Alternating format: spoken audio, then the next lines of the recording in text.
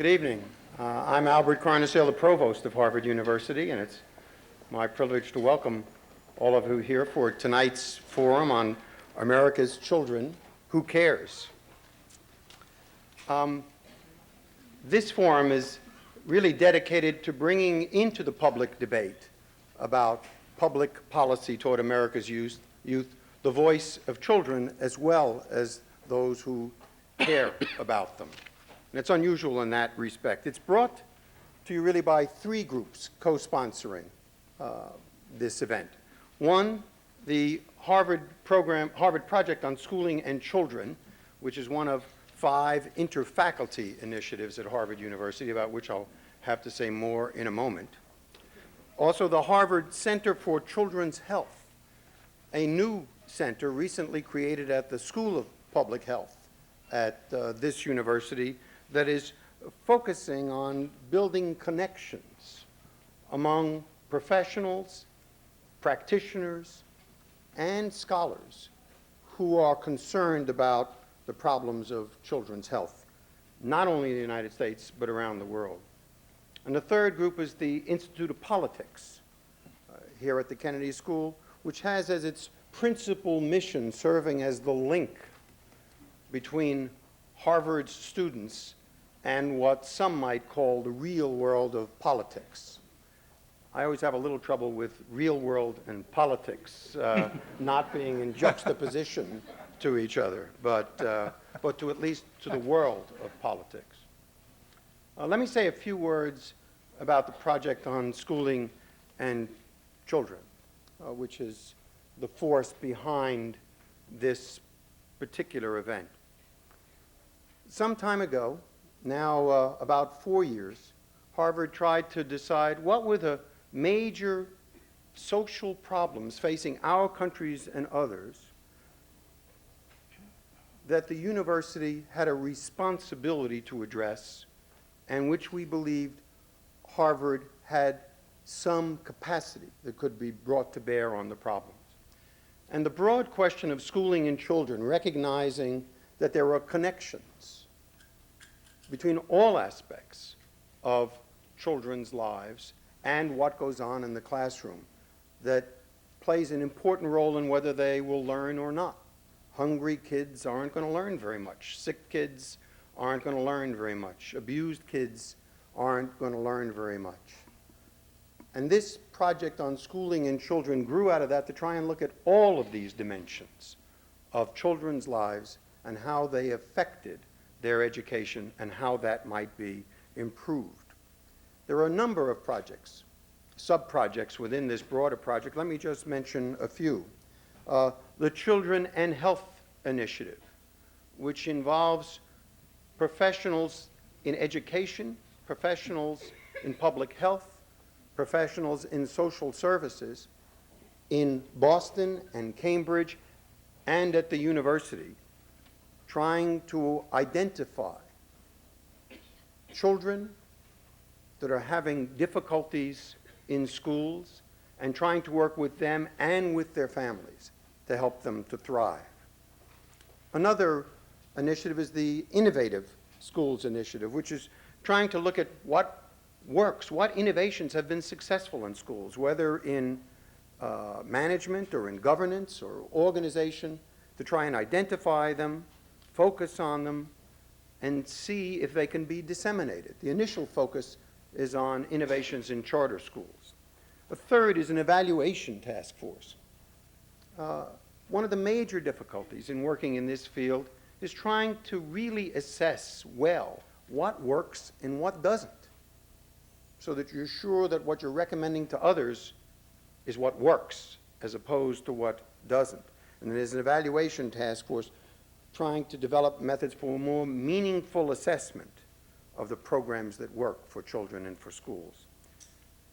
And a final one that I'm going to mention of the projects within this broad rubric of schooling and children is children's studies at Harvard, to try and have a focus particularly on children. One example of this is a new course offered in the core curriculum for undergraduates at Harvard, which is Children and Their Social Worlds. And it is taught jointly by professors from the School of Education, from the Faculty of Arts and Sciences and Psychology, and from the law school, coming together to teach one course. Harvard is not particularly well known for collaboration. This is an example in which it's really working. Now, the real force behind the children's program is Professor Martha Minow of the law school. Martha Minow teaches courses in family law and also in civil procedure. She's the faculty advisor to the student organization on children's and family rights. She's written extensively on the broad range of subjects of children, society, minorities. Just to mention two of the books. One is, you can say it either Family Matters or Family Matters. And the subtitle is Readings on Family Lives and the Law. And another one on Making All the Difference, Inclusion, Exclusion, and American Law. She's made extraordinary contributions to this broad field at Harvard, is a leader in this broader children's program, and we're all fortunate to have her as our moderator tonight. So let me introduce Professor Martha Minow.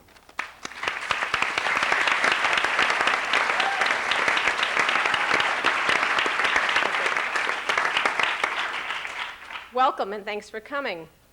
Our plan tonight is to frame a discussion about children that we hope will be a little unusual because we want to put children's perceptions of the world front and center. How did this happen? How did this happen? A discussion about children with children's voices at Harvard? Well, it started when a group of people, some at Harvard, some in the community, started having conversations with each other, actually a whole year's worth last year, to talk about the place of children in our society, what it's like to be a child, how adults talk about children. And we became rather mindful of the special problem of children's access to relationships with adults, busy adults, not just parents, but teachers, doctors, all adults, police officers. We're also mindful that we were heading into an election year, and we thought, wouldn't it be nice, in our dream of dreams, to be in the ARCO Forum with children's voices front and center? Because typically, discussions of children in a political setting take one of three forms. One is they're absent. There's no discussion of children, which is a little odd given the 37 million people between the ages of 10 and 19 and a similar number up to age 10, but also the significance of children not just to their future, but in their current lives. But the second typical discussion of children in political settings is really as vehicles for partisan adult ends. Both sides in the budget debate, you may recall, held up pictures of children, both sides claiming children were their purpose. People argue about youth crime, people argue about abortion. It's often using children for adult purposes. There's a third kind of discussion about children in the political arena, which I confess I've often taken part in, but it's terribly inadequate. I have to call it policy wonk panels. This is where groups of people who are committed to a particular notion of governmental intervention in the world talk about statistics of bad things happening to kids and programs that could make a difference to audiences that either already agree or so violently disagree that nothing that's being said will change their minds. So we thought maybe we could have a different kind of conversation. And in thinking about how to involve children, we also thought having children on a panel is not a rather cruel thing to do. Actually, it's rather cruel to adults too.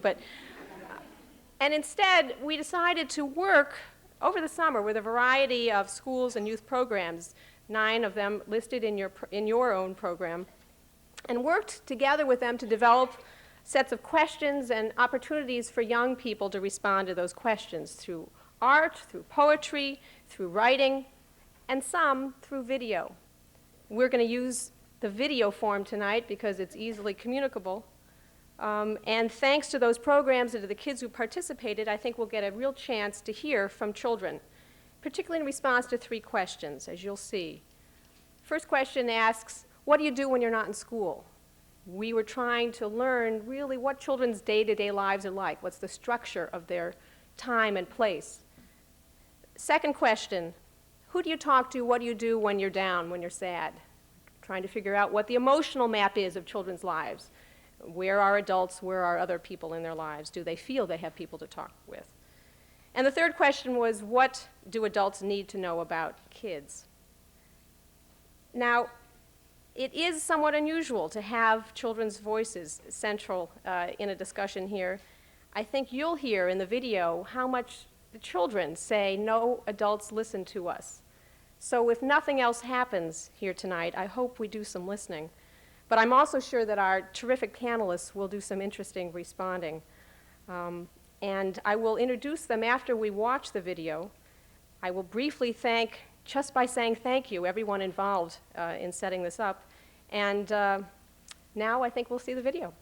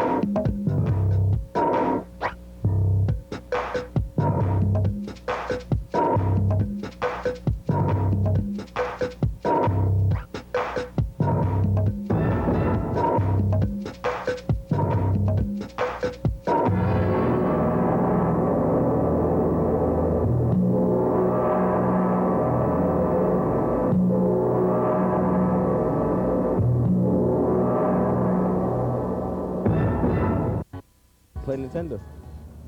And what else? And do my homework sometimes. Well, on Mondays, Tuesdays, and Wednesdays, I go to this extended day program because my mom works late and we like do stuff, you know, play toys and stuff like that. And Thursday and Friday, I just go home. Hey, Thursday, Friday, you just go home? Well, when I'm not in school, I'm usually playing basketball at the Y or at the community center, volunteering over at Heritage Common. I'm usually there a lot, volunteering, taking the kids to field trips and stuff. Usually, I'm out maybe climbing trees or playing with some of my friends. Mm-hmm. Usually, I play with my friends or ride my bike, and I play soccer. When I'm not in class, I work at the Community Builders for Heritage Common. I'm a youth supervisor. And what I do is I organize a program for the students, for the kids who live around the area, and organize activities, you know, recreation activities, education activities, for, you know, all the kids come in. Well, usually I take lessons like tennis, piano, and ballet. I like to practice my basketball game or like study so I could be ready for next year. I'm in a group called VITA, which stands for Vital Information Developed by and for Adolescents. And we sort of go around doing skits and stuff to help children out with their problems and stuff. And we do that and play ball after school, you know.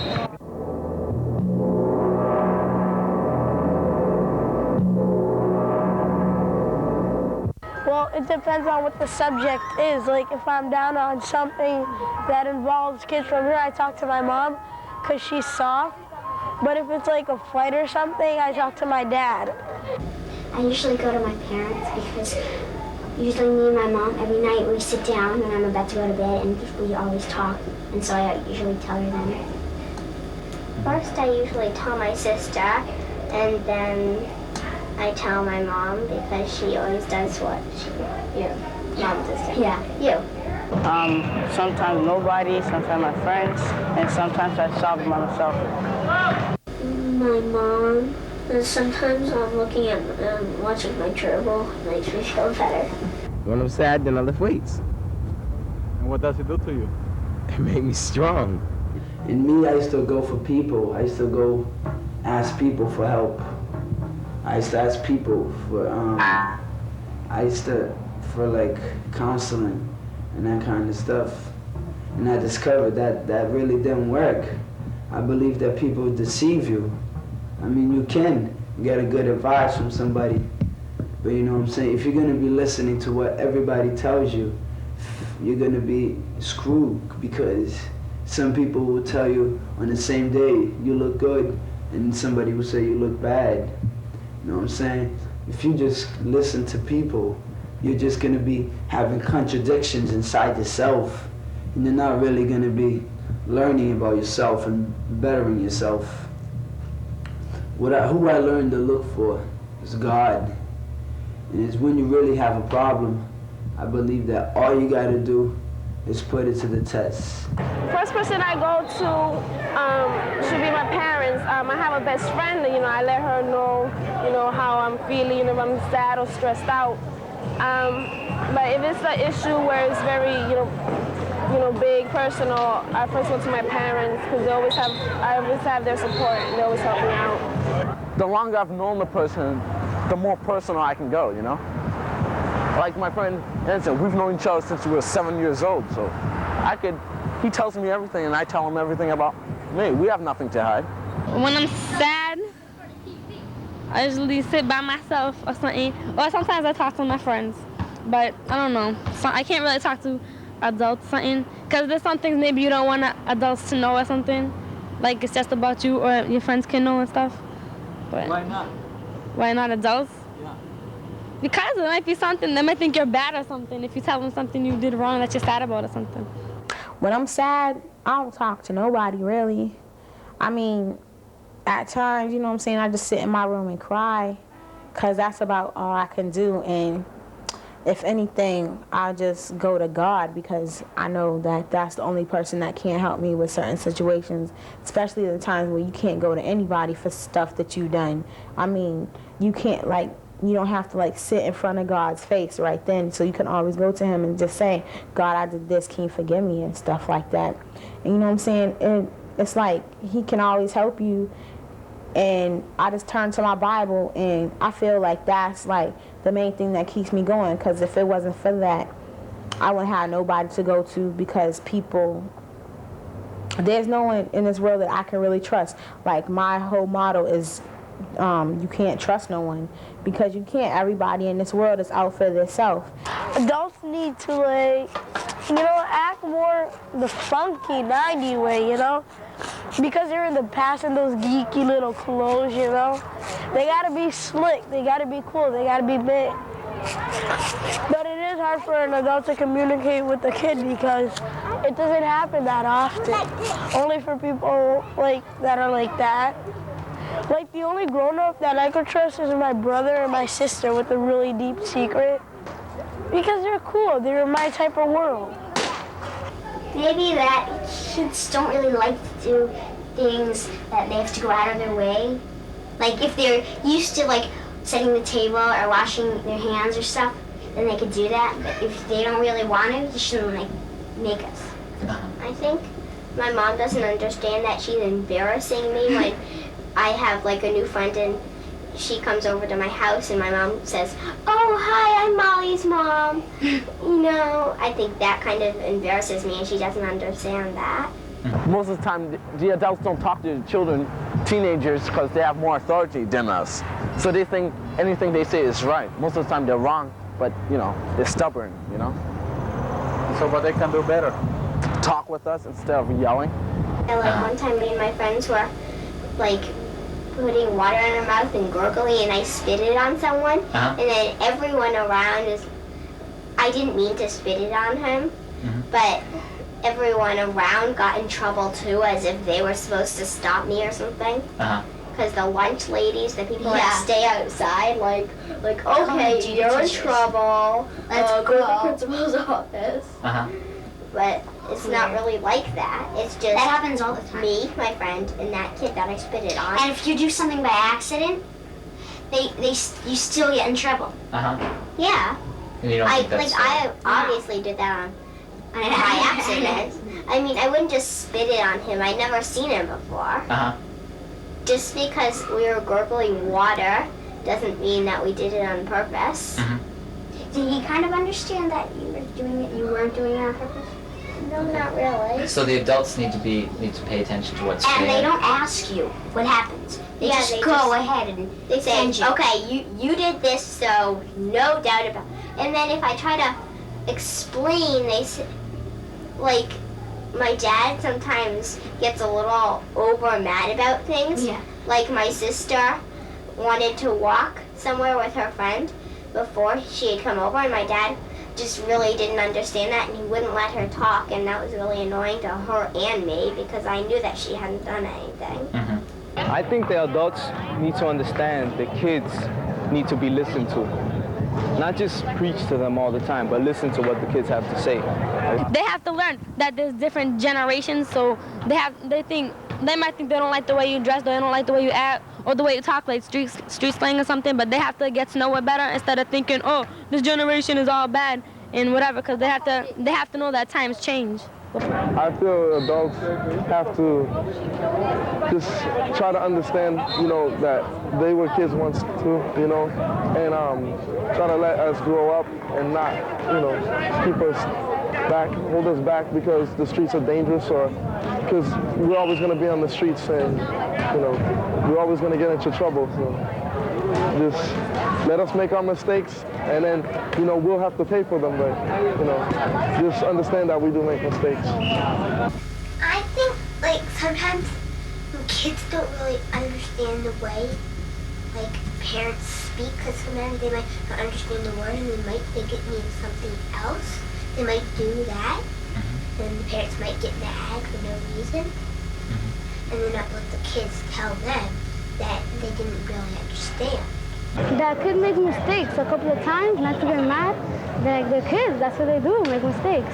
And not get mad for anything. My father, I know there's things he thinks I like. And he'll come up to me and he'll say something. And he's gonna think that that's how I feel, but that's not how I feel. And that's something, I'll try to talk to him yo, that's not what I think, you know what I'm saying?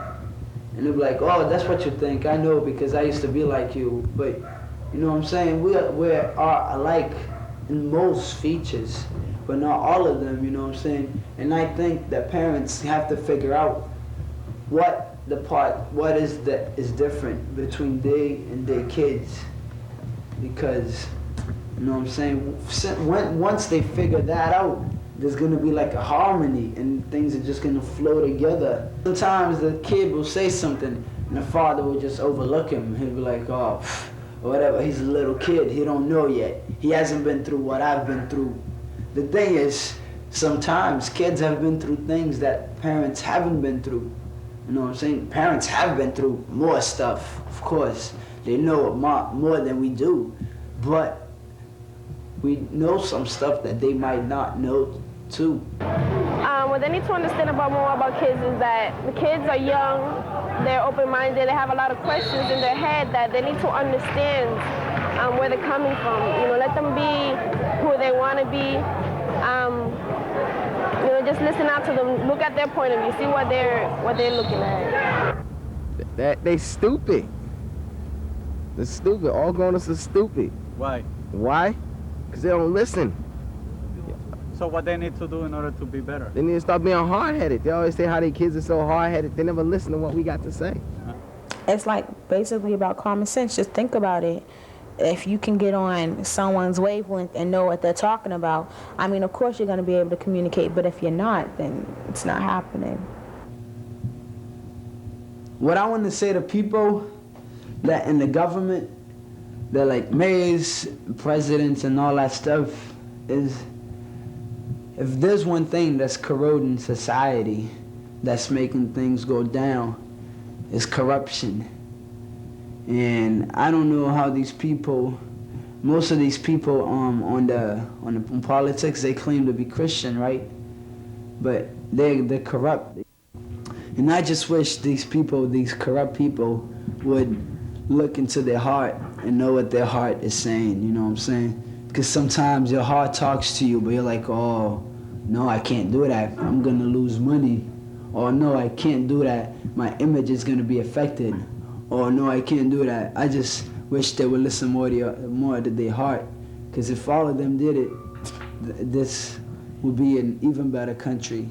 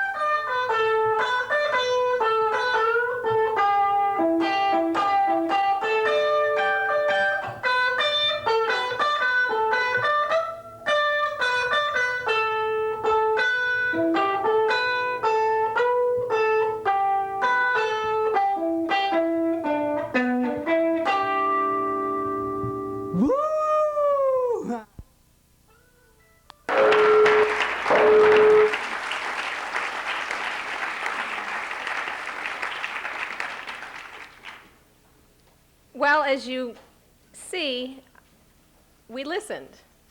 But now, what did we hear? I want to thank Roberto Avarello, who put that video together. I think he did a fabulous job. I also want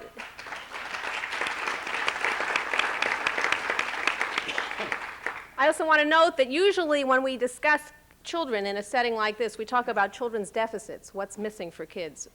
My opening comment is I heard a lot of kids talking about adults' deficits. But we're going to turn to our panelists and hear what you heard and what these kinds of children's voices make you think about. Maybe later on we'll talk about what we didn't hear and why. I'd like to start here with Paul O'Brien, who after 30 years in the telecommunications industry, as one part of his life, has also become really a leader of civic leaders. Too many activities he's been involved in, but I will mention one, the United Way, especially the 6x6 effort, which I think is one of the most promising developments. But Paul, what'd you see? What'd you hear? Well, I thank you, first of all, for inviting me, and good evening, ladies and gentlemen.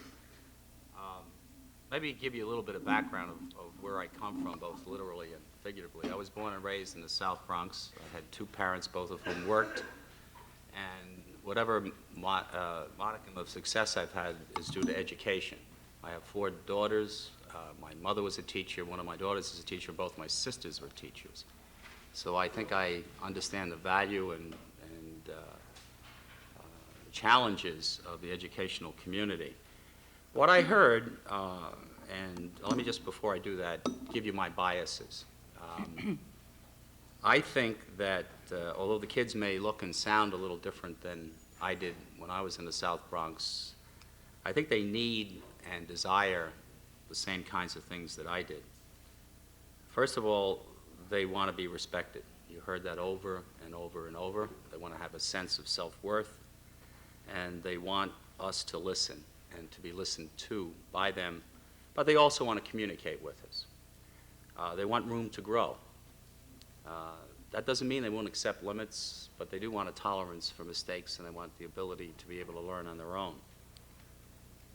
They need a sense of purpose. They need high standards, and they need hope.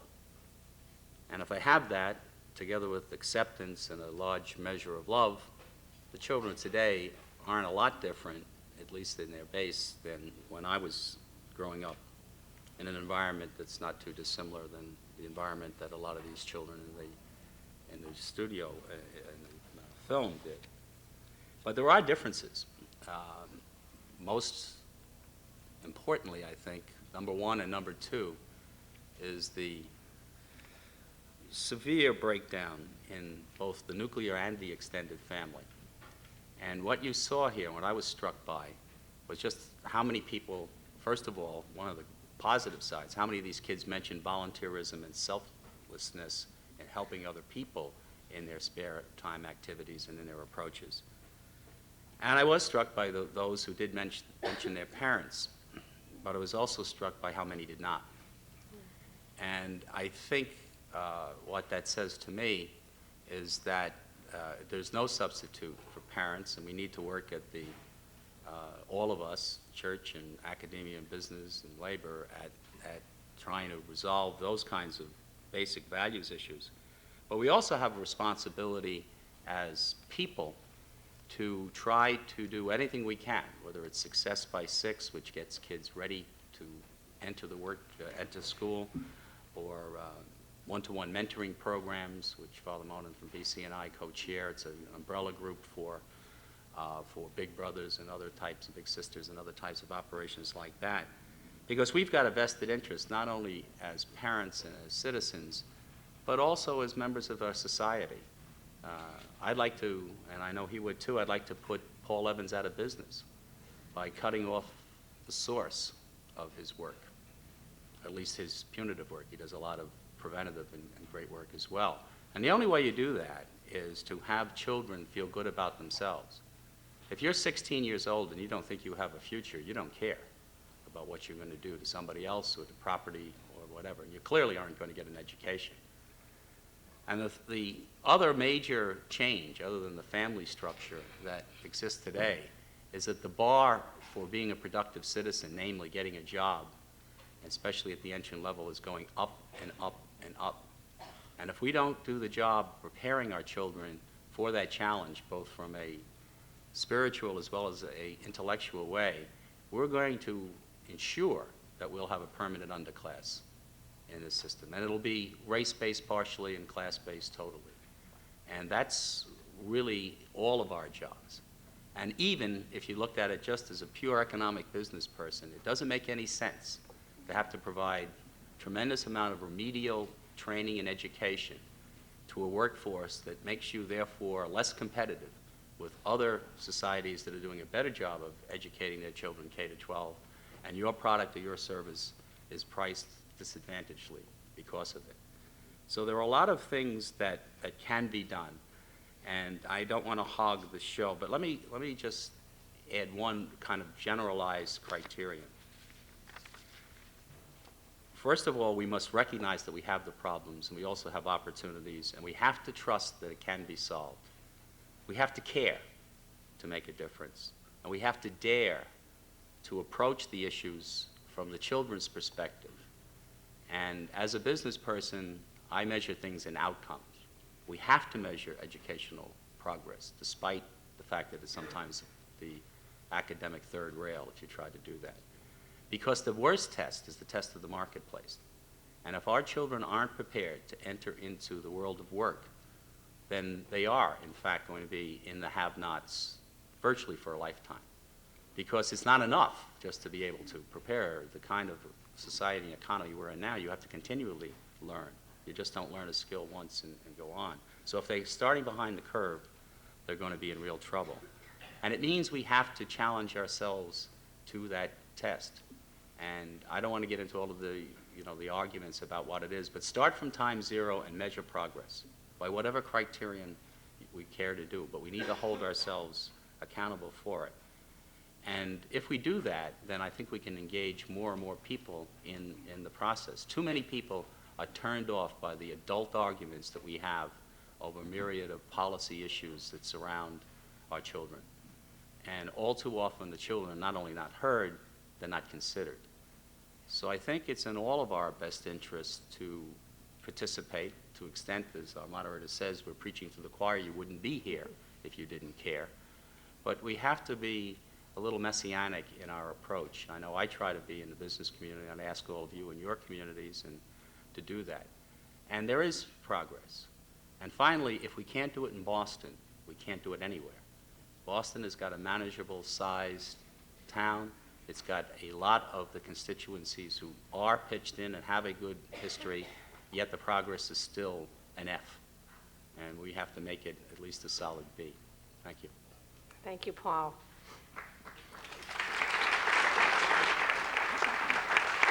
Okay.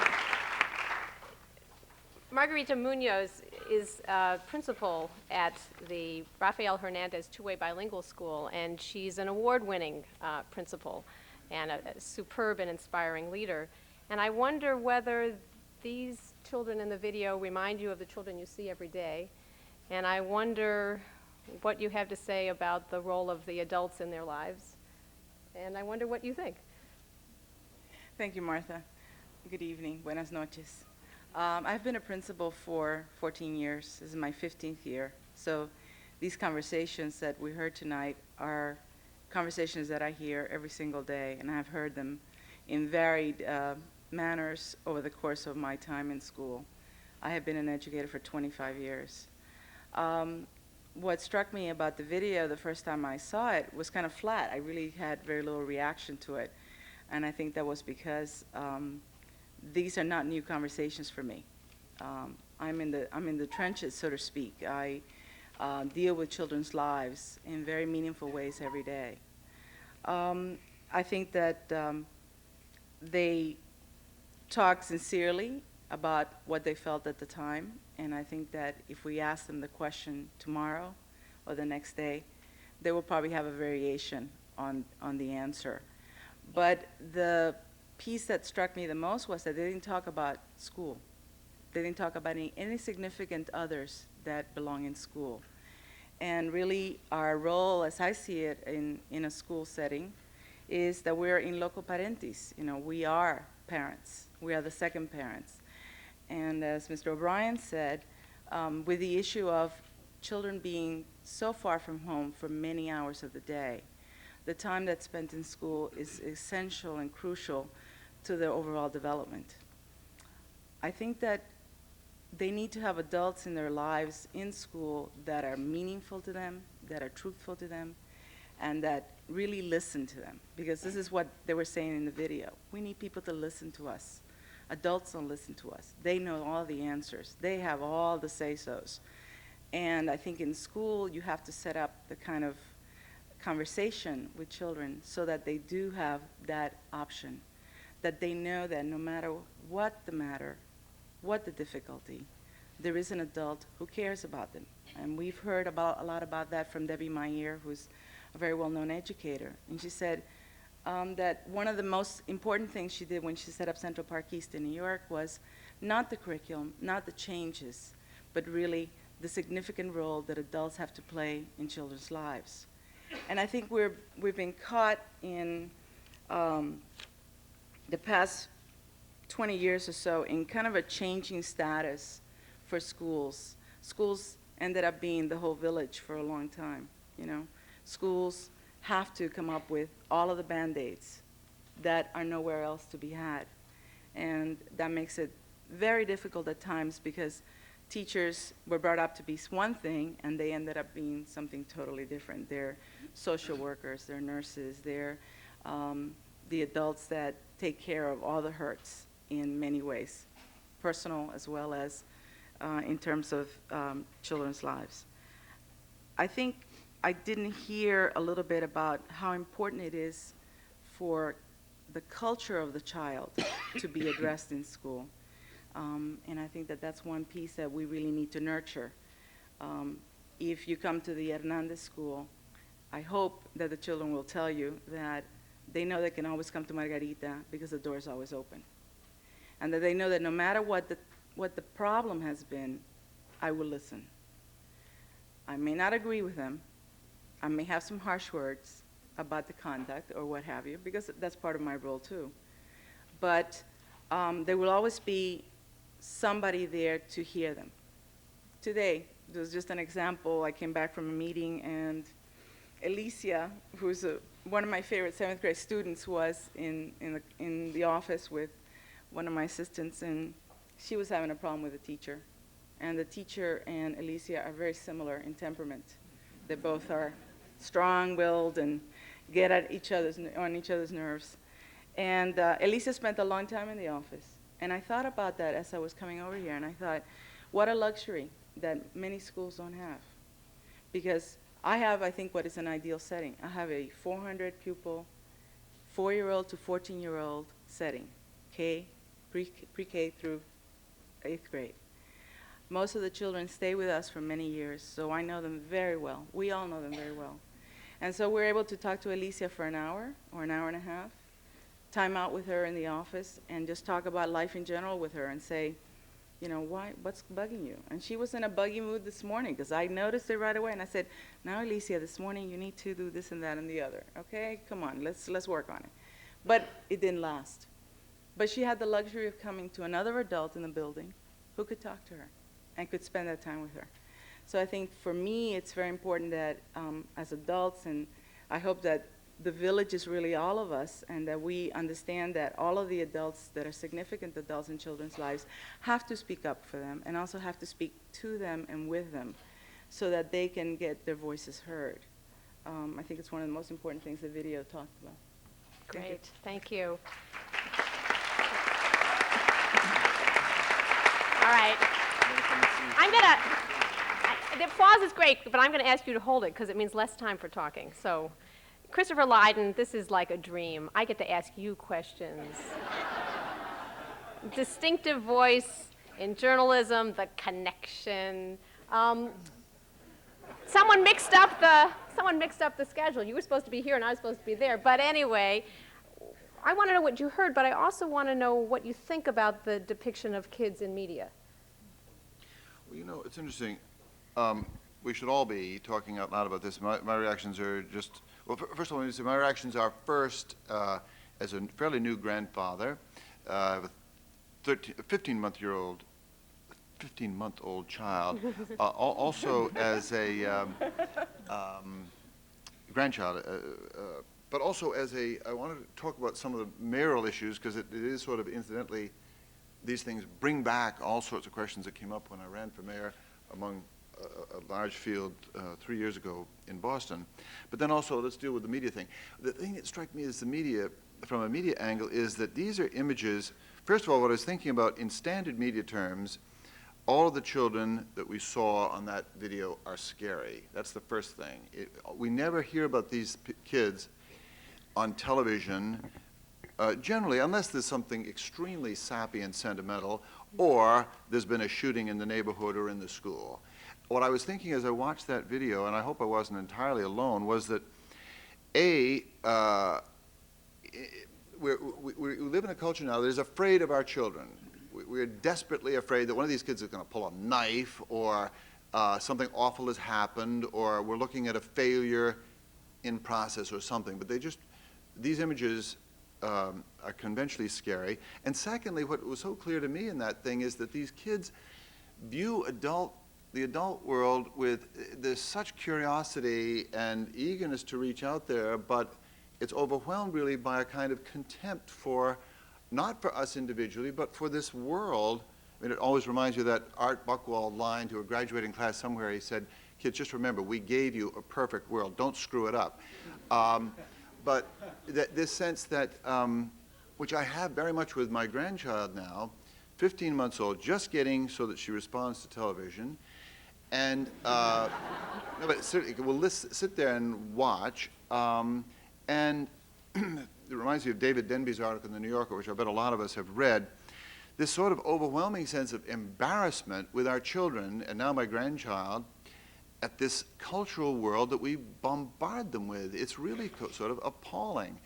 And commercial television in particular, that doesn't really answer your question, except it's just a start on the sort of media angle. Let me just say, we don't do programs for children, and I'm not going to pretend we do. I do think we try, though, to do programming that wouldn't embarrass children for us if they listen. Ted Sizer was saying one of the most important things about schools nowadays is the children have to see, at the teaching level, they have to see grown-ups at work, and they have to see grown-ups acting like grown-ups, and that's sort of the first thing that we can do for them. That's maybe the only thing that the connection does for them. We don't talk an awful lot about, we get occasional children's calls, but we don't really profess to address them. Can I just change this a little bit, and then I'll shut up. I think one of the things that strikes me in this whole discussion in general is that we still don't know how to talk. I don't want to sound too guilty here, but we don't know how to talk about how we're failing these kids in a certain way. I want to come back to just a couple of numbers, a few numbers that, when I thought of running for mayor, were sort of readily at hand, but it was absolutely impossible to get people to talk about them. Dropout rates, everybody sort of knows, 40% of high school kids drop out in cities around the country, Boston included. It's a little less well known that 40% of the kids who graduate from high school in Boston can't read at a high school level. They couldn't get in, they're not ready for high school when they graduate. And these are the good kids, these are the ones who get there. If you sort of regress the numbers back, you come, not quite scientifically or provably, but the number is right there. 2% of the black and Hispanic kids who start public school in Boston graduate from college, junior college or four-year college. That's 49 out of 50 don't get the college ticket to your fundamental middle-class privilege, earning, standing, status, self-esteem, and whatnot. And my purpose was not to accuse anybody, but simply to focus in a kind of Paul O'Brien business-like way. What's the problem here? The problem is that 49 out of 50 kids that enter this system don't come out to to share the fruits of this wonderful country. It was a wonderful line at the end of that piece, this country could be even better. Well, we're failing 49 out of 50 black and brown kids in the city of Boston who take the city's invitation to go to public schools here. Now, I was accused sometimes of beating up on teachers by using that number. It was the farthest thing from my mind to beat up on teachers or their union even, but to simply define the problem. There it is. The other thing that, as Paul suggested, that we get terribly wound up in sort of the adult argument. Will we have an elected or appointed school committee? How will it work? All these governance issues, they come, they go. None of them bear even slightly on the question of the 49 out of 50 kids who aren't getting into the middle class. I agree with Paul, but I would want to trump his ace about 9 times on the subject, on the point that Boston is the place to begin.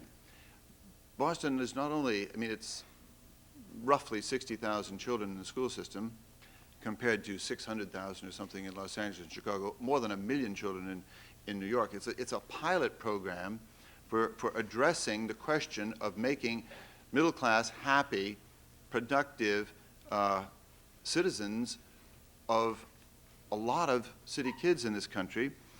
Moreover, not only we have institutions like Harvard and Boston College and John Silber and all sorts of very smart and busy people who will tell you how to do it, and they ought to be engaged in a competitive process to see who really knows how to tackle this problem. We could get Motorola or MIT in here too. But furthermore, my basic point is simply addressing Boston again, is that this part of the world, and Boston at the core of it, won't recover its sense of itself until we do. This is a very, very fundamental question about our capacity. Boston has no natural resources except a harbor, I suppose. We have a tremendous 400-year history, though, in education. And it's the only reason we're here. It's partly Harvard, it's partly the Latin School, it's partly Horace Mann, but it is the identity of this part of the world, and we've known for 40 years at least that we're flunking our own identity right here at home. It's not, it's not brain surgery, it's not rocket science, it's basically preparing people to do the work of the world and to inhale the culture of their world, and we ought to be doing a hell of a lot better. That's my short form. Thank you. I can see it's hard to cut people off on your show. No. Didn't mean that. Didn't mean that. Didn't mean that. I think you're qualified, Martha. On the show, he can. He can. Gloria White Hammond knows more about kids than almost anyone I know. Gloria is a pediatrician at the South End Community Health Center. She is in the ministerial staff at the Bethel AME Church in Boston. She's also a student at the Divinity School. I don't know how you do it, Gloria. And she also runs a writing program for at-risk girls called Do the Right Thing. So, Gloria, tell me, what did you see here, and is there any response you can have to Christopher Lydon's challenge? Why do the kids that you see, what do they say about schools? Why aren't they succeeding? And what didn't you hear? And all those good questions. Okay. Cut me off at 5 minutes, okay? I think there were a few things that I heard in listening to this. One, again, this familiar refrain about people not listening to our kids. And I think there are a few obstacles there. One, I think that there is in our culture a relative unavailability to kids. I think that we are very, very busy. And I maintain a real hard line around that in terms of my own kids and the kids that I take care of. I think at the point that we decide that we are too busy to effectively meet the needs of our kids, and we really are just too busy. And so I think that we have developed a culture that is it's fast-paced, and it's microwave. You used to take 5 minutes to boil the water. My God, it's taking a whole minute now. What am I going to do? And so we're just such a busy, busy culture that we are really relatively unavailable to parent our kids. I mean, you can vote. As an absentee person, you can pay your bills absentee, but there's just absolutely no way that you can parent absentee. And so I think that's one of the big obstacles. again, listening between the lines, really meeting kids where they're at. And like you said, it can often be a scary thing to interface with some of these kids. But what I've learned is that despite the fact that they wear baggy jeans and their hats are on backwards, and yes, some of them do tote guns and some of them do drugs, that when you scratch below the surface, they're just really kids. And they are a generation that understands that they are lost and they are desperate to be found. So we don't have to be afraid. Once you just say hello and make the commitment and say, I'm going to be here for you on a consistent basis, the kids are willing to reach back. I think one of the other things that we have to do is we do have to take responsibility for this mess that we're in. I think you're right about that, Chris. To the extent that we look around and we discover that our lambs have gone astray, then we as sheep have to appreciate that we have led them there, either by design or by default. And so yes, as a culture, adults must begin to take that kind of responsibility for our kids and to decide that it is not their problem. It is our problem to be the adults in their lives and to figure out what their needs are in conjunction with them and to be determined and committed about meeting those needs. I also heard in there, I heard Ruwan, who talked about the corruption among adults. And because I am the divinity school student here, I am the preacher, yeah, we got to talk about that. That when our kids look at our leadership and say that the people are corrupt, and that in fact it is corroding my confidence in this system and in adults, it makes me afraid and it makes me angry. And I hear an awful lot of that coming from our kids. And again, that's a piece we have to begin to own. I must also say that when I was, I continue to work as a pediatrician, as Martha said. I do that on a part-time basis. But one of the things that I realized about 15 years into the practice, feeling rather frustrated because I was seeing the kids that everybody reads about. I see the faces behind the numbers. And so while many of my kids do well, too many of them don't do so well. And in my clinic, 60% of our obstetrical practice is kids under the age of 18. And I rarely have kids who graduate from high school, and when they do, we make a real big deal of it. And I've gone to high school graduations where the parents didn't come. I was the one who came to the graduation. And yes, I've raised a generation of kids who do drugs, and yeah, and all of that's true. Many of them do well, but it yet becomes very frustrating for me that so many of them don't do so well. And one of the things that I got to this sort of crisis point and just tried to figure out, well, what can I do and why isn't this working? One of the things I realized is that in the context of my practice, even though I see kids for years and years, that basically I just get a snapshot of them, and I have an opportunity to talk to them, and I know while they're there, they listen to me. We can talk about safe sex and we can talk about drugs, and while they're there for that moment, they hear me, but then they come back and it's like, well, wait a minute, what about our conversation? Now I can treat girls with 2 and 3 different STDs at the same time and say, girl, you got syphilis, and I might as well say, honey, you have a cold, what you gonna do about it? Because it just doesn't seem to have an effect. And so I was feeling real frustrated about that and decided to go to the place that for me has made the most critical difference in my life, and that was to the church. And so this project that Martha talks about that's called Do the Right Thing, basically it's a mentoring creative writing project, and we meet on a weekly basis. And what's happened is that the girls, all of whom are considered to be at risk, have been adopted not simply by me and a couple of other adults who work with them, but they've been adopted by an entire church. And so what it has become true that it really does take a whole village to raise a child. And so what this church has become is a whole village for these group of young girls. And actually, 3 of them are here tonight, and I don't know if you can see them, and if you can stand. You stand up. These are my 3 girls. We've been together for 4 years. Hey, up there. All right.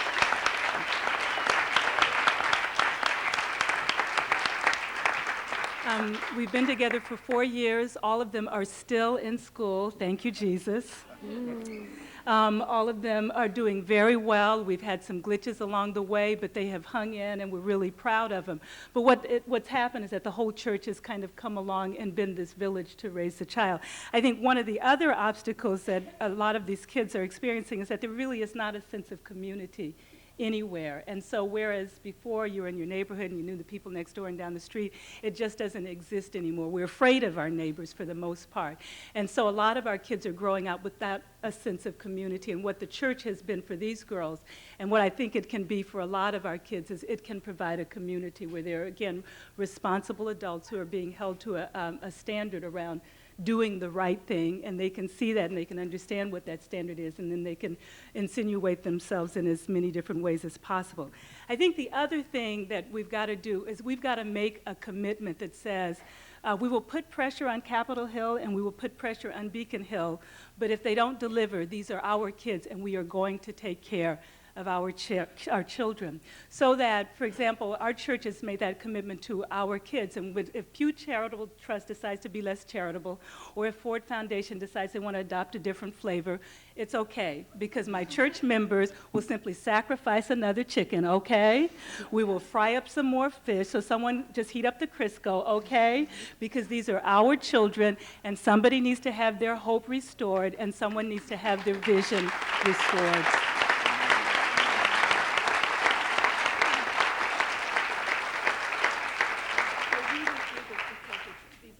And I'm concerned that as a culture, we've detached ourselves from our kids and we're no longer taking that kind of responsibility or making that kind of commitment and not holding our leaders accountable around doing that. So, yeah, everybody needs to come back to church. Ruan is right. Again, I think I've found that to be a critical vehicle to begin addressing the needs of our kids.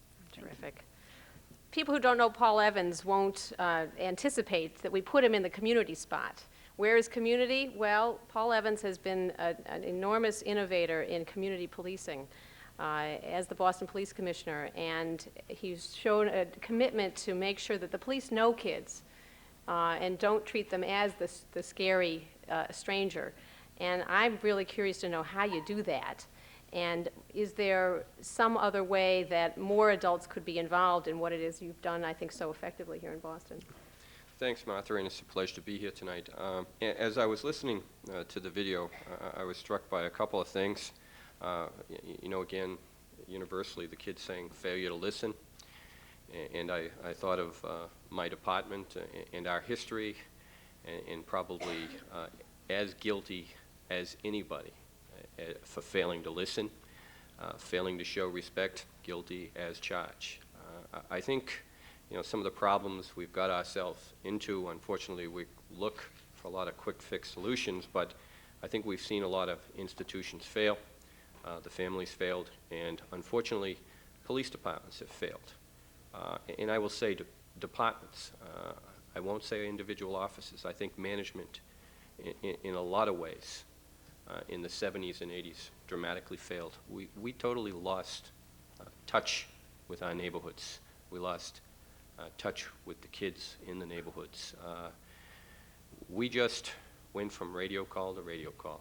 And believe me, as a police department, people don't call us when they're having birthday parties and when they're having good times.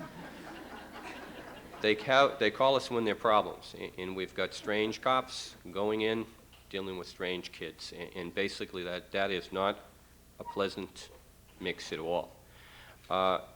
Also, what I was struck by was the difference in the children we saw. Some kids, parents didn't listen, but you had a sense the parents were there. Other kids didn't mention the parents at all, and you question, you know, are the parents there? One of the real problems that we see every day in the department, and it's becoming increasingly. The kids, and it's almost to the point where it's not news anymore. Kids left home alone. It's not uncommon, almost on a weekly basis, for our officers to respond to calls where an entire family of young kids are all by themselves in terrible conditions. And you look and you wonder what happens with those kids. It's not that the parents don't care about the kids. It's not they don't love the kids. It's just that, you know, drugs or whatever have really captured them, and the children certainly suffer. And you wonder what's going to happen to those kids. You know, again, a real problem. I think one of the greatest frustrations police officers feel, police administrators feel, is that I can go up to probably any courthouse or even any neighborhood of this city and point out kids that unless we successfully intervene, that kid will be dead or in state prison for the rest of his life. I mean, we really, as a police department, as a city, as a society, have to change the way we do business.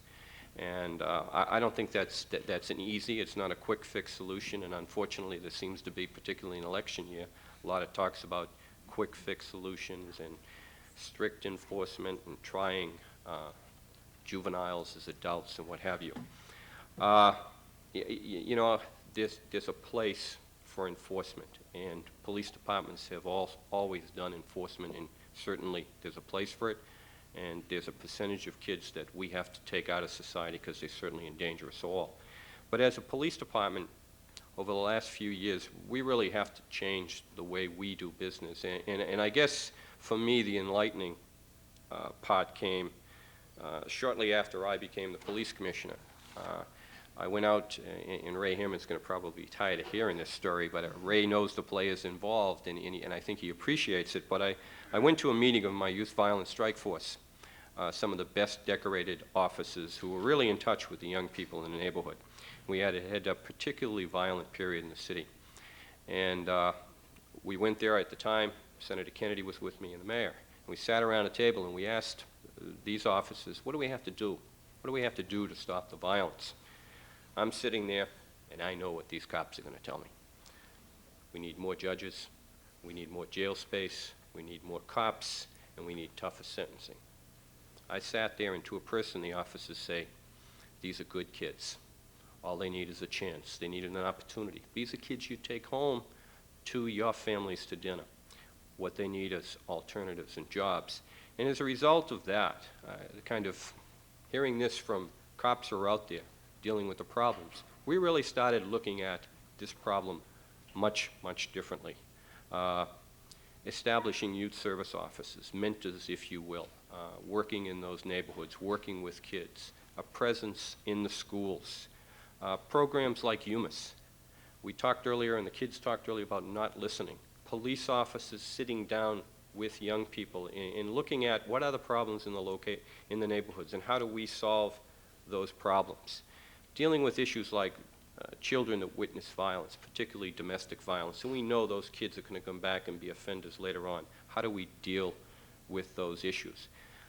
One of the things that, as a department, we've tried to be a catalyst for doing things differently. We've received quite a bit of federal grants lately, and normally most departments will turn around and they'll use that for overtime and more equipment. What we've tried to look at is a comprehensive approach at dealing with the problems that we face. And the real problem we face is youth violence. And what we've done is create what we call a youth service providers network in our Roxbury, Mattapan, Dorchester section. People that the police can go to, setting up a network, a catch-all for kids that we feel are kids at risk. The program runs from kids from 1 to 21. The program's been up for a few months. We've got a licensed clinical social worker, and when our officers identify young people at risk, they get somebody to call. The frustration of saying kids need help and not knowing where to turn, there's got to be a network there, and it's all our responsibility to create that network. And we've created the network. Hopefully the network will continue to survive, but ironically, 55% of the people that we identify now are kids between the ages of 9 and 12. Whether we get them to a boys and girls club, whether we get them counseling, whatever they need, hospital, the services are there, and we're trying to create a network. And I think that's the way we have to go as a police department. Is just we're about neighborhood policing. And neighborhood policing for my department means partnership, problem solving, and prevention. And I don't think there's a bigger issue out there than youth violence. I mean, one of the words that just drives me crazy is this whole idea of super predators. The super predators are coming in the year 2000. These are our kids we're talking about. We're talking about little monsters, and my fear is this self-fulfilling prophecy unless we act. I mean, again, as I look at the problems we face, there's no quick fix solutions. We're about prevention and intervention and having cops out in those neighborhoods, making them listen to kids, and come up with some creative problem solving. And again, we've seen some successes on that. We've got a long way to go. The Attorney General just recognized Boston for its comprehensive-based approach to youth violence. And what I am very, very proud of is the fact that it is comprehensive. We stress equally the whole idea of prevention. Intervention, and again, enforcement will always have its role. Next week, as a department, we are taking more federal money. Thank God for federal money.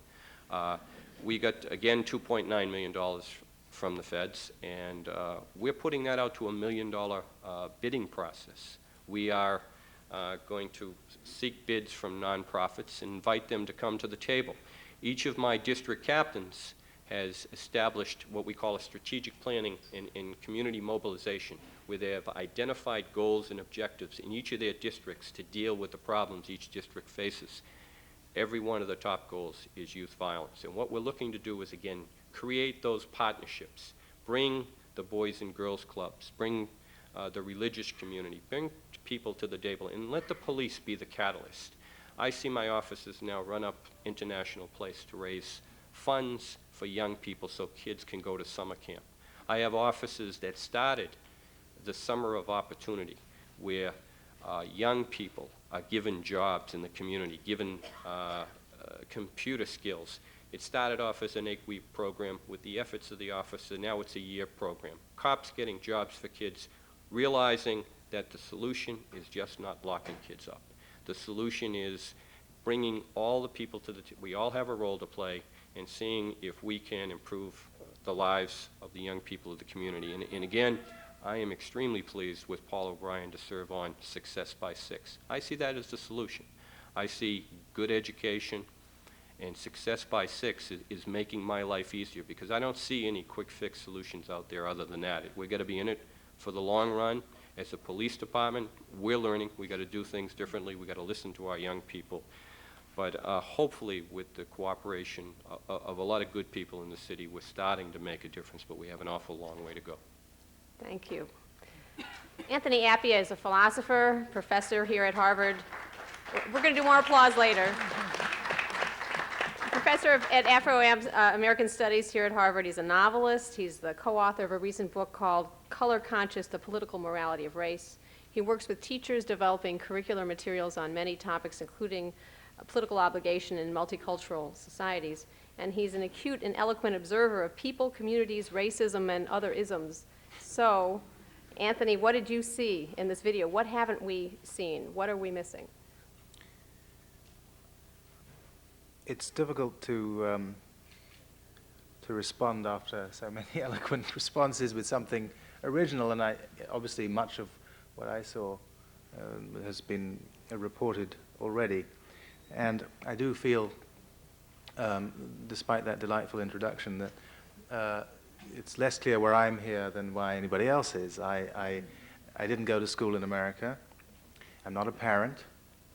I am a teacher, but I teach people who are A, very, very successful, Harvard undergraduates and graduate students, and B, not about to cease to be teenagers. And we're talking really about a much earlier stage in the process. So when I was trying to think about what from my life I could bring to this discussion, it did seem to me that, let me just tell you a little bit about the relevant facts in my life. I'm not a parent, but I am an uncle. And I am a godfather. And that means that there are 11 children in my life whom I have a particularly intimate sense of responsibility for. And I am able to feel that and to do that even though they live in 4 continents, ranging, the furthest away is Hannah Lu in Hong Kong, who's my niece, and the nearest are my 2 godchildren who live in Cambridge here. And I have 6 nephews who live in different parts of Africa, and and a niece in Ghana. Now, when I think about why do I bother? I mean, I've seen all of them, by the way, since May. And I will hope that I can say that this time next year. This involves a lot of flying around, and for them and for me. But I think that part of the reason why, I mean, I love them, sure. I love their parents, and those are good reasons. But I think that part of what I feel about them, I learned as a nephew. Because when I was a kid, I grew up in Ghana. I sound like this because my mother is British, but she lives in Ghana and has done all my life. I grew up in a household like every normal household in Ghana with many people, many adults and many other children outside the nuclear family. And our family household was pretty small by the standards of the neighborhood. My grandparents lived opposite, and there were 50 people in that house, but we only had 15 or so in ours. And I can distinctly recall that one of the things that was valuable to me as a child was the fact that I could be mad at my parents, and anybody who has parents gets mad at them, and still have adults to go to.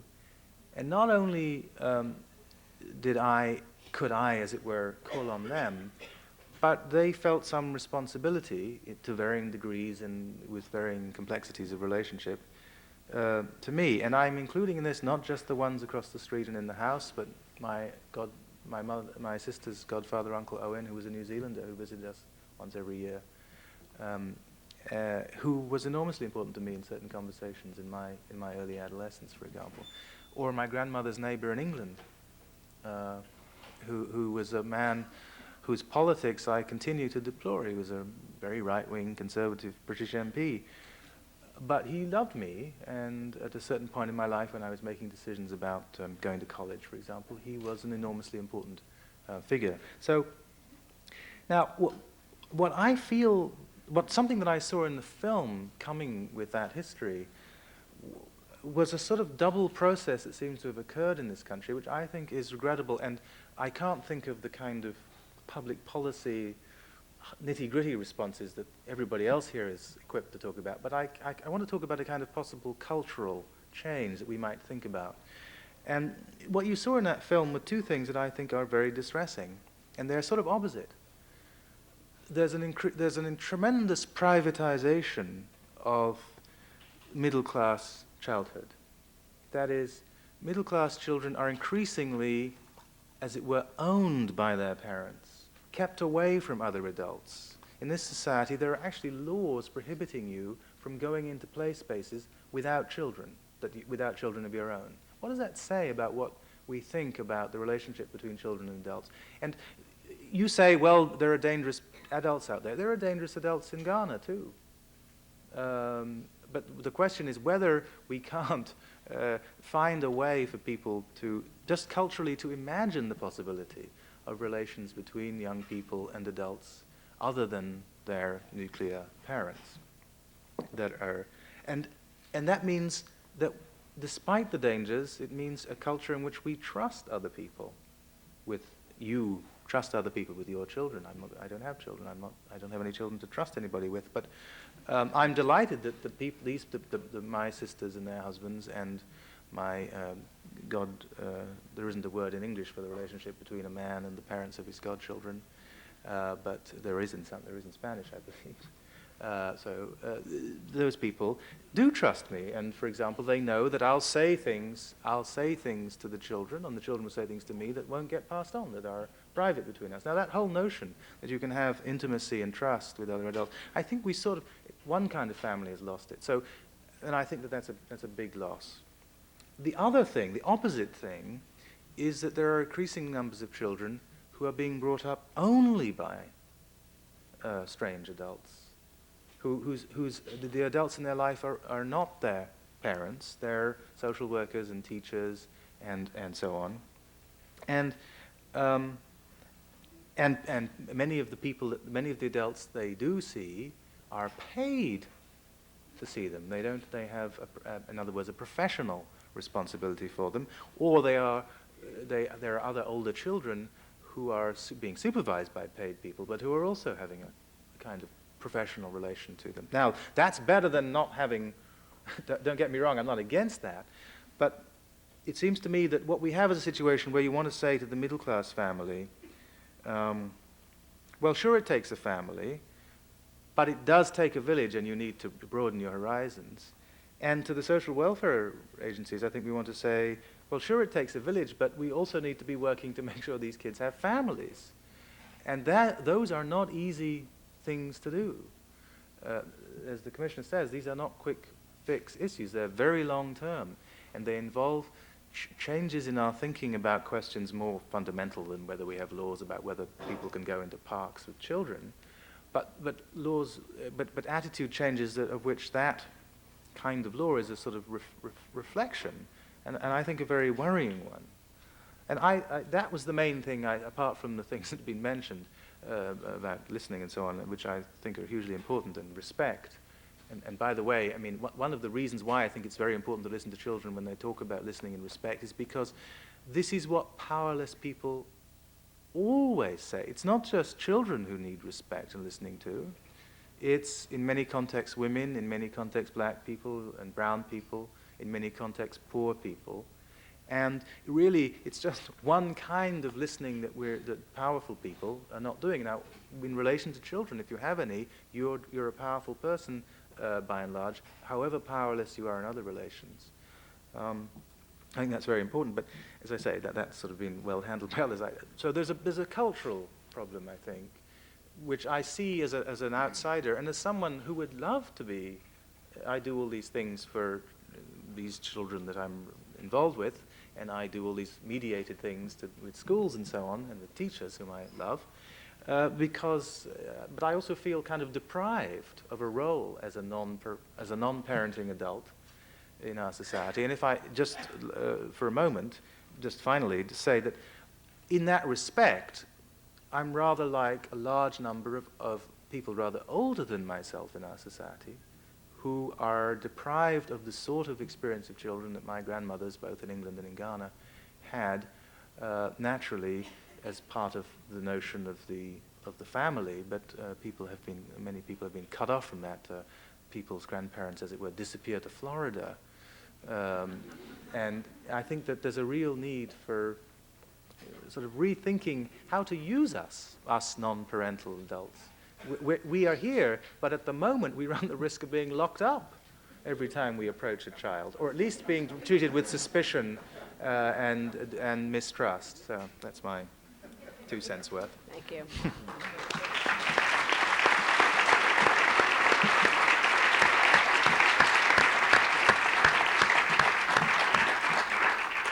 I heard many things, and we haven't heard from the audience, and I want to give people a chance if there's some people who want to say something or ask something.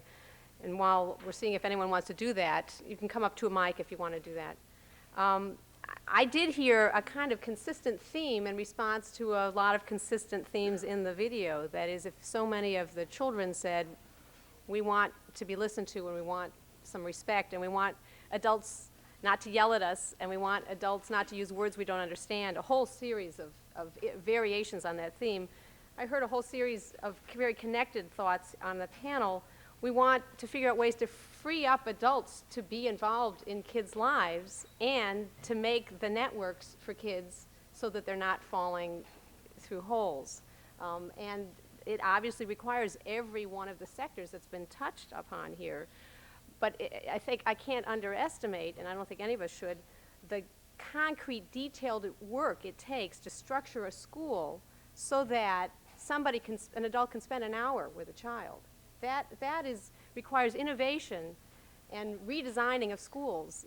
It's unimaginable in most schools that could happen. And the structuring of a clinic so that a doctor actually sees the same patients over time, and there's some sense of history. I've seen you before and you've seen me before. The structuring of the police so that they actually are brokers for kids in the community instead of a force to be feared. The structuring of the corporate sector so that the corporations are viewed as part of the solution, not part of the problem, whether it's from the parent's perspective or it's from the perspective of the jobless youth. So I heard that as a connecting theme, and I'd like to hear now from you all. Hello, my name is Roberto Arevalo. I feel very glad that we are talking about this. I feel that one of the sickness of the society is that there is a lot of denial we kind of know what's going on, but we don't really talk about it. And I think that sometimes we forget that we're in the 1996 year, and that this is one of the most developed societies in the universe, according to some of us or to some of others. Some of us don't believe that. But I think that I put the video together, and I work with teenagers in inner city every day. And one of the things that was striking to me was to see the social class difference between the kids. And we are supposed to be in a country that promotes equality. And so that worries me a lot, that while some kids are working a lot in inner city and we price them, we pay them $7 an hour, $5 an hour, other kids are playing the piano. I'm not saying that the kids that play the piano don't have any problems, but what is important is to make sure that people in general in this country, whether they belong to, it's no question of ethnicity. People are getting stuck talking about black, white, brown. The reality is that there is a social class issue here. The people who are on the top are developing policy making, and that policy making is affecting everybody else who is down on society, and as a result, we see people who cannot take care of the children because they have two jobs, whether you're white or black, it doesn't matter. Where you're at Harvard, you're going crazy for your PhD, competing for grant money, and that's the case for most people who are running all over the place, so that when you are disjuncting in this way, you cannot take care of children. And so what do we expect for the future? So that if we're going to go to the nitty-gritty, the reality is that we are in a mess, period. I mean, let's put it like that. And so what is it that we're going to do? Of course, many of us are doing what we can, and it's not to say, wow, you know, there is nothing we can do. Of course, we do every day what we can, and parents do what they can. But I think it is about time that people begin speaking, having places like this to talk to the public, general public, and people who don't really understand that there are all kinds of people. And one of my concerns at this very moment is that the way policy is going is putting down immigrants. So it's basically saying that kids who are having trouble because of whatever reason, the reason they came to these countries is because, in many cases, because of the American foreign policy inflicted in other countries. I think it's about time that people realize that immigrants like me are promoting social change, and we have the right to be here, and we should be listened to, just like the kids are saying in there. Listen to, because in a civilized society, all we do is to communicate. And the word is communication. That's all I need to say, and I think it's pretty clear to anybody who is a thinking creature. Thank you. Thank you. All right. Why don't I suggest this? Let's take 2 or 3 people in a row, and then if someone from the panel wants to respond, we can do that, because then we have to wrap up. I see Brother Blue. What I want to say is I can't even get it in words. I'm going to try to condense this event. Oh, by the way, Professor Appiah, that's your song at the end, that poem, that is so great. It's as though it's divinely, the architectonic, that should come at the end. It's very beautiful. What I want to say to you is this. I see here the paradigm for this. Now, I want to use the word connection. We're all connected in the world. In the world. And how do we bring about this village thing? Through conversation. Not everything is connected. If you have I hope you don't mind, Christopher. Your program affects the whole environment. Everything's connected in some way. It's the Blakean idea, you know, there's a word on a grain of sand. That kind of conversation will do it. We're all related. And what I want to say is, if we could somehow bring this kind of thing to the people, this should be witnessed and heard by everybody in the city. They'll say, oh, we are indeed connected. Everything affects everything else. And I'll use the term connection as kind of the thing that'll help us. What can we do to widen the we? That we are all together and everything that we do, nothing is disconnected. So I myself listen to Chris every day, and the reason I do it, I hope you don't mind, people, because there is this openness to a spiritual a yearning, and he's not embarrassed by it. So I would just say this is a paradigm for what I think could happen, and we can become a better people, more loving, and not embarrassed by the will to be noble, kind, brave, and all of that. So thank you very much for this evening. It does my heart good, and I suggest you be seen and heard by many, many, many people. Remind us that we're all connected, really. Thank you very much. Thank you.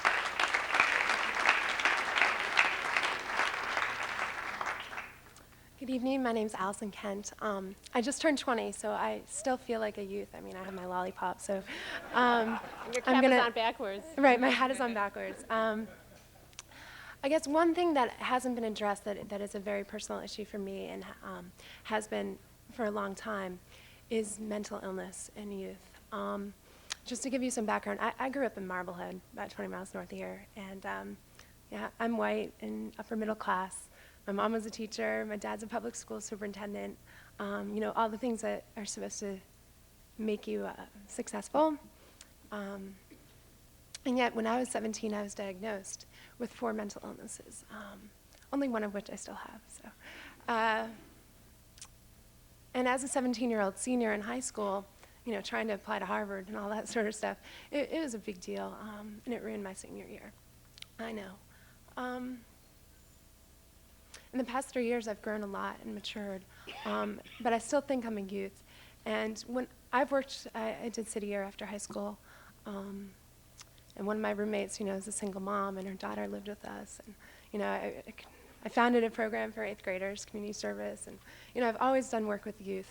Now I'm doing Jumpstart, I work with preschoolers one-on-one, so I'm a AmeriCorps member again. Mental illness comes back again and again when I'm working with kids, whether it's post-traumatic stress disorder, which I had, or anorexia, bulimia. I know in adolescence, I mean, I was diagnosed at 17 with being bipolar, and major depression also. I mean, I just think it's something that cuts across all socioeconomic classes, and I'd like to hear that addressed because I haven't heard that. And it's also something that we don't talk about at Harvard, which bothers me. It pisses me off, basically. So if you could address that for me, thanks. Thank you. Great, great. Actually, it's great that you brought this up. We have been crying in schools for many years for some help to address these issues in our students and our kids. We, as I said before, we do a Band-Aid approach, but I think that one of the most important lessons I learned about the value of the group and the value of the love that you cultivate in a school happened actually last year when we had an 8th grader who was diagnosed schizophrenic. And she had a terrible time. She was on very heavy-duty medication. Her strongest will and desire was to be in school at the Hernandez all year long. Nothing shook her from that particular point of view. Everything that she did was, I don't want to leave the school. I don't want to go anywhere else. I want to be here. I want to graduate with all of you. And we worked very hard in school to really accept and nurture her and work with her throughout her hospitalizations during the year. But again, we didn't have the kind of personnel and the kind of help that we needed as school members and school team to really work through. I think it was the fact that we loved her and that the teachers really were very empathetic, and the group of peers, which at that age is so important, were with her all the way, that they listened and were able to work. Because of her illness, several things surfaced in the class, and one of our other students was seriously thinking about committing suicide. And part of that was because her father had left for another country, had not communicated with them anymore, and her mother was very strict as a result and wouldn't let her go out or do anything and so on. And through the communication that we have with the schizophrenic child, we were able to help the other children in the class deal with the issues and really talk about them in depth in the classroom. And that was really a tremendous opening for everyone, because we were able then to discuss very deep issues that involved all of them. And we were able to find solutions. And part of what happened was that the child who wanted to commit suicide trusted her teacher enough to tell her what was going on. And then we went all out to seek help, to counsel the mother in our own way about what needed to happen, and kind of open her eyes as to what her daughter was going through. And not let her just rely on God, which was sort of the mother's approach to God will take care of this, and not think about what are other things. Yes, God might take care of it, but we also have to think about what other things you need to do to take care of it. So I think the power of the group in school and the power of being able to work through any problem that's presented in a classroom is extremely important to help all kinds of children deal with stress and trauma. I think we'll take one more. Well, my name is David Calvert. I'm with the mid-career program here at the Kennedy School. I worked many years in East Harlem, where I'm from, around your neck of the woods, with the Youth Action Program, the Youth Build movement, and we helped found that 20 years ago. And it's a listening program. I mean, it's all about listening to young people. And one of the things that the young people talked a lot about was violence. And many of the panelists talked about violence. And they wouldn't accept, I don't think, the comment that youth violence is our #1 problem. They would say it's violence against young people. Because if you ask the young people, they are the victims. They feel very, very vulnerable walking down the street every day. And they don't drive cars like many of us do. And they don't sort of have big size. And they are violent. They are very vulnerable people that many times get hurt. So with that in mind, and in the sort of mood of listening to the young people and doing something to support them, really public policy has to come along. We all have a role as parents and as teachers and as community directors and so forth, but we have to bring public policy along too. And I would just throw out this question. I've been living the last 4 years in Honduras, and maybe I'm completely out of whack, but I wonder if it's possible to just get the guns out of this state. I mean, somebody said Boston is the place because it's a little bit smaller and it's got sort of this sort of heady environment that we're standing in right now. And I wonder if we could just pass a law in Boston and get the guns out. And then when there is an altercation, there is a fight, it's just going to be fisticuffs or just tone the whole thing down to something more real. And let Boston be the place that takes the leadership in the country and let it spread across the nation. Thank you.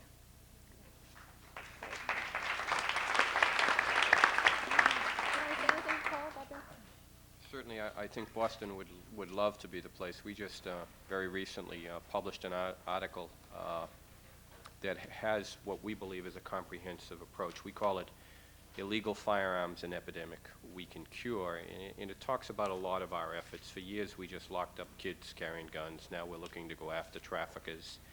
We're looking for legislation that'll limit the number of guns. We're looking for manufacturers to produce weapons that can only be fired by the owners. A firearm is an inherently dangerous weapon. It kills people. We have motor vehicles that they require to have airbags. Why can't we have weapons? I mean, if we have to give in to the gun lobby, maybe we do. But today, I sat with some people that were showing me how my police officers can make their weapons safe, how we could possibly put locks on them and make them child-proof. So I think, we're exploring that things. I really believe we currently in the city have legislation to try to create that safe gun if there is such a creature. And again, looking at the whole issue from a comprehensive standpoint, we're right now doing a gun buyback. A gun buyback's not a panacea, but it's another way that people can work to get weapons off. The average citizen can donate and turn them in. So there's a lot of effort towards establishing what you will. Unfortunately, there's so many weapons out there now. You listen to the numbers, they talk 125 million and there's more coming. I mean, if there is some bright side, we're starting to see the numbers of weapons that we're recovering from our city street going down. And it kind of correlates with our homicide record. We broke a record in 1990 in Boston. We had 152 homicides, and we recovered somewhere around 1,200 firearms. We're down to about 700 plus, but there's a lot of them out there, and we have to be creative and innovative and comprehensive about how we take them off. But at some point, I'd like to say that the country just says, from this day forward, if we're going to make a gun, it's got to be a weapon that can only be fired by its original owner, and make it somehow a safe weapon. And I agree with you. We've got to work harder on that, and we're trying to, but I think we are making some strides. I mean, the assault weapon ban in Massachusetts, if we can't pass that in Massachusetts, I mean, that was somewhat devastating to me and a real setback, I think, for a lot of us who feel very strongly about that. And You know, again, the NRA won that, and if you went out and did a survey of this state, overwhelmingly people say we don't need those weapons, and overwhelmingly most people would support what you just called for, a complete ban on firearms. And certainly, as the chief of a major city police department, you know, I'm all for any gun control. I mean, I deal with the mayhem every day and see young lives snuff out. So I'm with you. I have two closing comments, a joke, and then I'm going to ask you to thank the panel while the panel thanks you. The two closing comments. If you see an altercation between youth that escalates into a gunfight, it's not just about that altercation between those two kids. It's about all of the systems that have made it possible for it to escalate that way. And I think what we've talked about tonight here is how can the basic job of listening to kids be understood that same way? That it's not about individuals summoning up the moral courage to listen to kids. It's about the structures in people's lives that make it more or less possible. And therefore, I'm very glad that we're able to talk about this subject in the public policy setting. My joke is there's a cartoon that shows a man at a beach talking into a seashell, and a woman next to him turns to the woman next to her and said, "He never was a very good listener." I hope that we're becoming better listeners. Let's all thank you and thank you.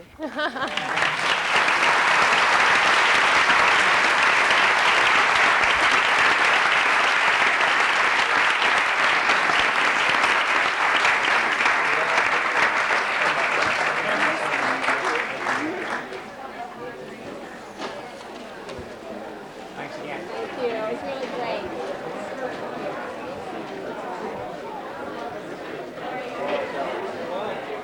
Good job, man.